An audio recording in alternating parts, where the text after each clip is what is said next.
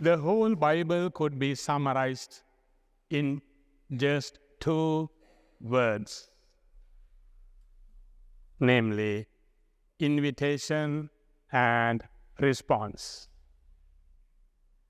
God continues to invite, expecting the people to respond. The parable of the sower shows God's foolishness of his love.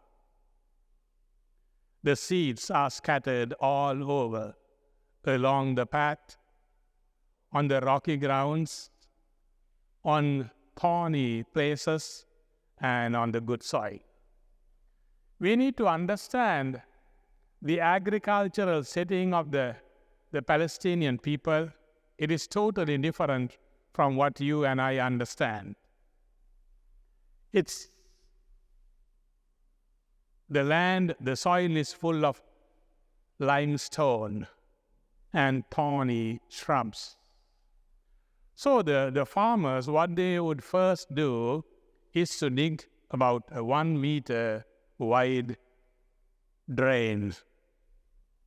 They cut a drain first and remove the limestone and place them either side of that drain-like path.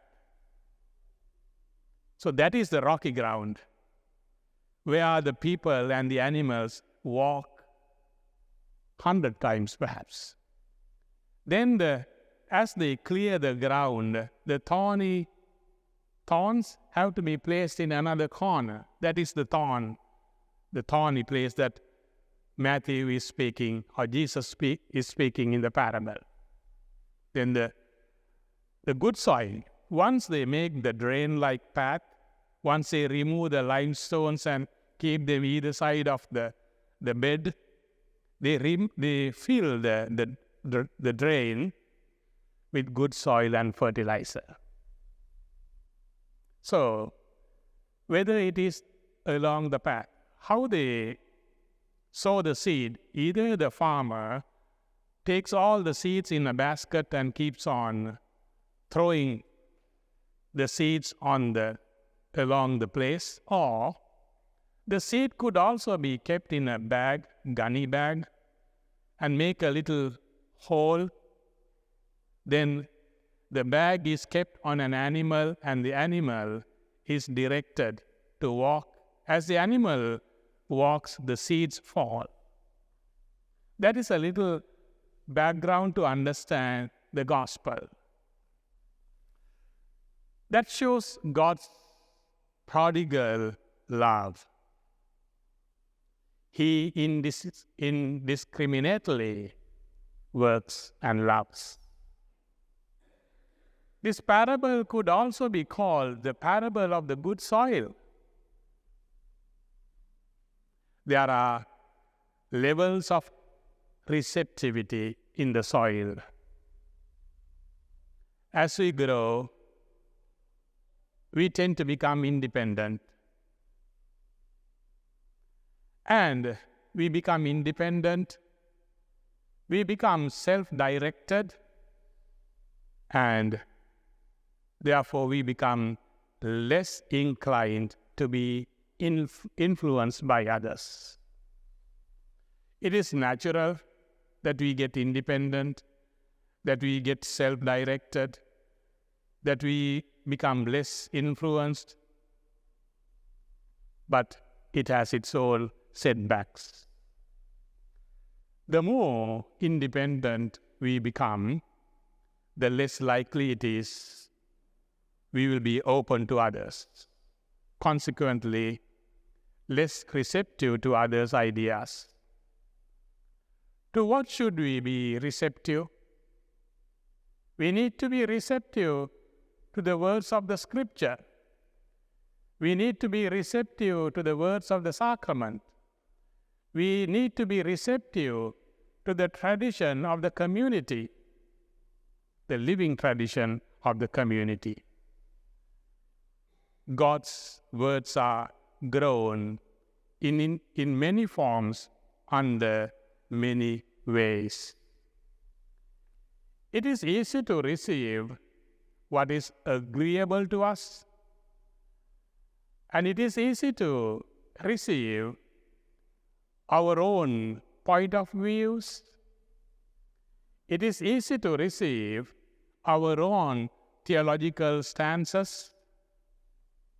What's difficult is to be open to the statements and the insights or the practices that stretch or challenge us, that call us to re-evaluate what we already are or what we already think.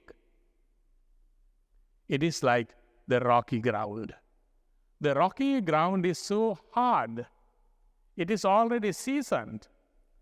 It doesn't have any receptivity. We could become that as well. What is important is not the character of the seed, but the quality of the soil. It makes also little different who sows the seed. God works through both well-organized and most unlikely of sowers. It could be through a legitimate leader of a community.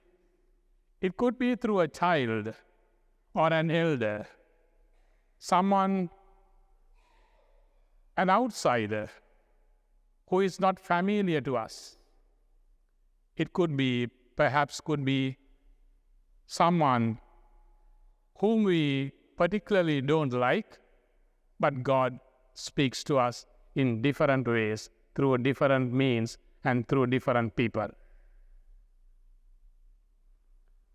He sows prodigally. What is our receptivity of the Word of God? Is it like the seed that fell along the path? The Greek word given is not the bird, but the flying ones. That's the Greek word given. So the word along the path represents persons who are not receptive at all. They are never disposed to welcome the word. Then the rocky ground, which has only a little soil, it has little receptivity, little disposed, but doesn't have the conviction to own the word. The third category, the seed that fell on the thorny bushes. The thorns grow similarly, simultaneously are the seeds. That symbolizes the receptivity of the Word of God together with the receptivity with all what we are used to. The evil grows together with the good. We are never able to change.